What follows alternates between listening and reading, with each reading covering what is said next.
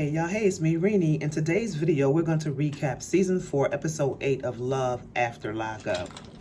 Wasn't a whole lot going on in this episode, so this review is going to be short. I'm just going to highlight certain things, and we're going to start off talking about this new couple, Chaz and Branwen.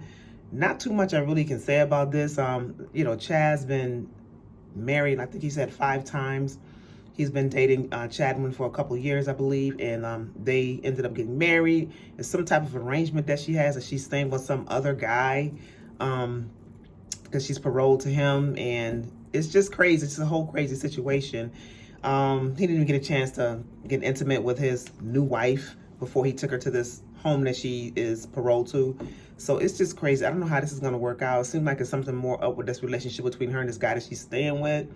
I mean, the minute he got there, the guy gonna sit him down, tell him that, yo, these are the rules. I want no people in and out of my house.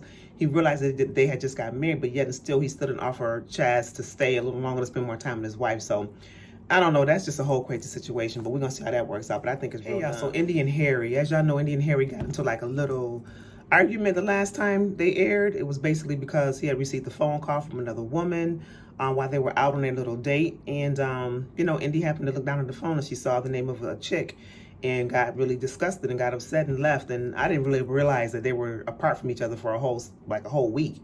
She's staying at one sister house and he's staying at another so-called sister house, but I think he was staying with the girl that he messing around with. So anyways, it comes to a point where finally he goes back to his sister house and they talk and everything, and come to find out that the parole officer had called and spoke to his sister Lydia and asked Lydia, where has he been? Is he there? Whatever. And so she just busted him and just said, no, he's not staying here. So now Harry realizes that he's got to come up with an address or he's going to go back to jail. So he finally decides to go back to where Indy is. So him and Indy get into it, of course, because she's upset. The minute he walks in the door, she's like, oh, now you decide to grace me with your presence. She's trying to get tough because she went to see her psychic earlier. And the psychic basically is not even needed, because anybody with common sense, even she knows herself, could have told her what the psychic told her. You just a little pushover, you weak, you just letting this man run all over you, need to get some backbone. I mean, all the things that she already know, she allowed the psychic to tell her. So now I guess she got the balls or the gut now to really talk at him the way she feel like she needs to talk at him, and don't allow herself to be treated the way he's treating her. So they get into it, and she kind of so-called stands her ground, but he was still kind of like being rude and nasty towards her. And then at the end, when they was arguing, for him to say, compare her to the other girl and basically say she listen, you don't, that would have just, I would have probably just turned around and slapped the gizzle, the mess out of him, because that right there was rude. So that's Indy and Harry.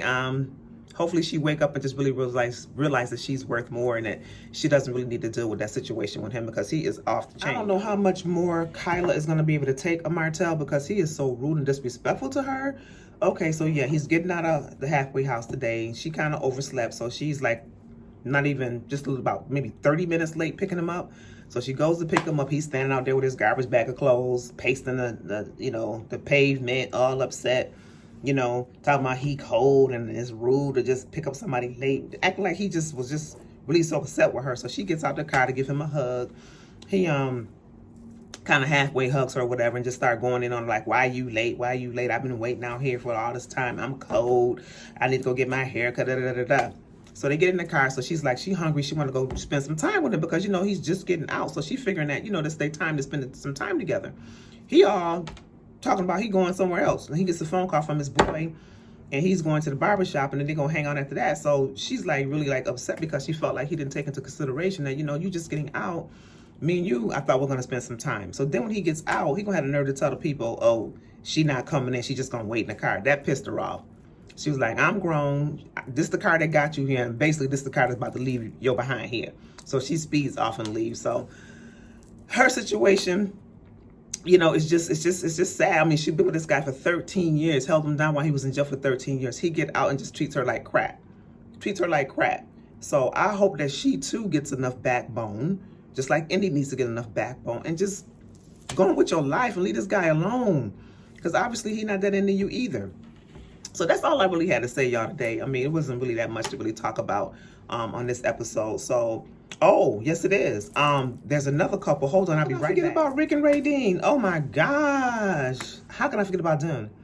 So anyways, I just feel bad for Rick, because he's just really trying too hard to get this chick. So anyways, he tries to set up this little romantic little situation for him. He got his friend's little backyard get up. It was kind of cute set up back there with the hot tub. He put the rose petals out there, got food and everything, told her to come to this location. She driving there all irritated, like, I don't like surprises. I told him I don't like surprises. So she already got a little attitude on her way to meet him. So they get up and stuff. So he surprises her. She's like, oh, this is so nice.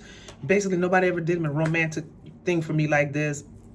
He even had her some bathing suits to try on. So they get in the hot tub. He's trying to get all romantic. And you can just tell that she not into him like that. So he goes to kiss her and she kind of like, you know, you can just tell when somebody don't really want to be touching anything, you know. So he just going in and just trying to really like romance her and all this other stuff.